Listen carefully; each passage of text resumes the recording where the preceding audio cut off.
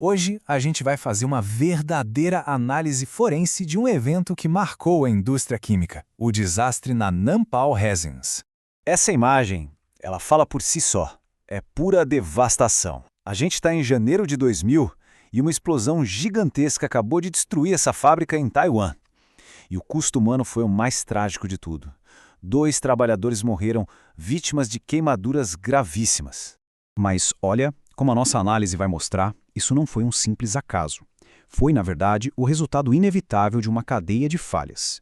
O nosso objetivo aqui é ir fundo, camada por camada, para entender exatamente como uma tarefa de manutenção, que deveria ser rotineira, se transformou nessa catástrofe. Então, vamos lá. Nosso roteiro para essa análise vai ser o seguinte. A gente começa com a faísca que deu início a tudo, depois examina a sequência de barreiras que ruíram, investiga as causas sistêmicas por trás disso e, por fim, claro, tira as lições mais importantes dessas cinzas.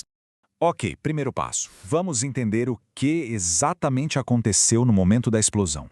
O fenômeno central que a gente tem aqui é o que se chama de VCE, ou explosão de nuvem de vapor. Basicamente é o que acontece quando uma nuvem de gás inflamável se mistura com o oxigênio do ar e encontra uma fonte de ignição. O resultado? Uma liberação de energia violenta, quase instantânea. E o palco para essa tragédia foi o interior de uma torre de destilação. A planta estava parada para manutenção. É irônico, né? Porque é um período que deveria aumentar a segurança, mas que, na verdade, traz riscos muito específicos se não for bem gerenciado. Certo. Agora vamos para a parte mais técnica. Como essa AVC foi possível? Como é que as defesas, uma a uma, falharam em sequência? Bom, o ator principal aqui, o combustível do desastre, foi o tolueno. É um solvente super comum na indústria, mas as propriedades dele o tornam um ingrediente perfeito para uma catástrofe como essa, ainda mais dentro de um espaço confinado. E aqui, olha só, os dados contam a história toda. Um ponto de fulgor de apenas 4 graus Celsius. Isso significa que ele já libera vapores inflamáveis mesmo no frio. O LEO, o limite para a explosão, é de 1,1%. Ou seja, não precisa de quase nada de vapor para criar uma bomba no ar. E a energia para acender isso tudo? Mínima. Tão baixa que uma faísca de estática que a gente nem vê já seria suficiente. Mas a propriedade mais crucial de todas aqui foi a densidade do vapor. 3.1. Esse número é a chave para a gente entender por que o desastre aconteceu exatamente onde aconteceu. O vapor de tolueno é mais de 3 vezes mais pesado que o ar. Então, aqui está o ponto-chave. Enquanto a ventilação era feita lá no topo da torre, os vapores pesados do tolueno não subiam para se dissipar. Pelo contrário, eles afundaram e formaram uma poça invisível e mortal de gás explosivo bem no fundo do equipamento. Exatamente onde o trabalhador estava. Então o cenário estava montado. O combustível e o oxigênio perfeitamente misturados. Faltava só um elemento para completar o triângulo do fogo, a fonte de ignição. O que foi que deu essa partida? A resposta foi encontrada no fundo da torre, fundida na resina. Uma furadeira elétrica comum. Uma ferramenta que não tem nenhuma classificação para trabalhar em área de risco. Quando o gatilho foi apertado, aquelas faíscas normais do motor acenderam o vapor de tolueno que tinha entrado na carcaça da ferramenta. E essa pequena explosão lá dentro, ela escapou e agiu como um detonador para a nuvem de vapor gigantesca que estava acumulada no fundo da torre. E a velocidade com que tudo aconteceu é assustadora. A ignição da VCE foi instantânea. Em milissegundos, a torre se partiu. A perda súbita de pressão fez o líquido que sobrou ferver e evaporar violentamente, causando um bleve. Foi uma segunda explosão que criou uma bola de fogo gigante. E nos segundos seguintes, o calor iniciou um efeito dominó, detonando centenas de tambores de solvente e transformando o lugar num verdadeiro inferno.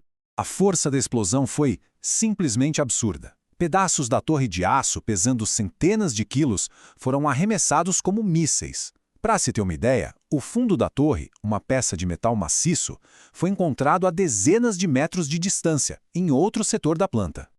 Ok, a gente já entendeu o que e como aconteceu. Agora, a gente precisa ir mais fundo. Precisamos perguntar por quê. Por que as condições para esse desastre sequer existiram?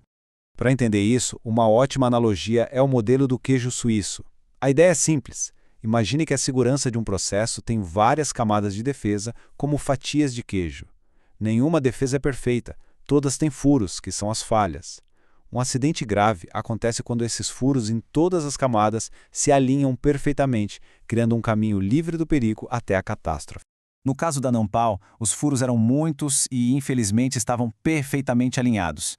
O sistema de permissão de trabalho era só um pedaço de papel, os procedimentos para entrar em espaço confinado ignorados, faltou disciplina operacional, o controle de fontes de ignição foi completamente negligenciado, não existia monitoramento de gás, uma barreira fundamental, e talvez o mais grave, a cultura de segurança era tão fraca que ninguém se sentiu à vontade para dizer: parem, isso não está seguro. E este comparativo aqui deixa o contraste bem claro. A prática correta, como a gente vê na NR33 aqui no Brasil, exige um monitoramento contínuo de gás, principalmente no fundo do vaso quando se lida com vapores pesados. A realidade lá? Nenhum monitoramento. A norma exige ferramenta à prova de explosão. A realidade? Uma furadeira de casa. A norma exige um vigia treinado para impedir um ato inseguro. A realidade? A entrada com a ferramenta perigosa foi totalmente permitida. E então, o que a gente aprende com uma tragédia dessas? Como é que a gente transforma essa análise em ações concretas para que isso nunca mais se repita? A primeira lição é bem direta e não tem negociação. Em qualquer ambiente onde possa existir vapor inflamável, ferramentas elétricas comuns têm que ser proibidas.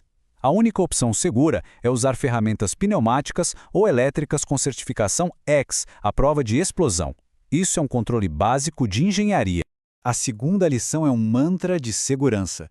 Teste antes de entrar. E não é só medir na boca de visita. Com vapores pesados como o do tolueno, é vital medir em vários níveis, principalmente lá no fundo. E esse monitoramento tem que ser contínuo, durante todo o tempo do trabalho. O que não se vê pode matar. E por fim, a terceira lição tem a ver com cultura. Uma permissão de trabalho não é só um formulário para assinar. É um contrato de segurança.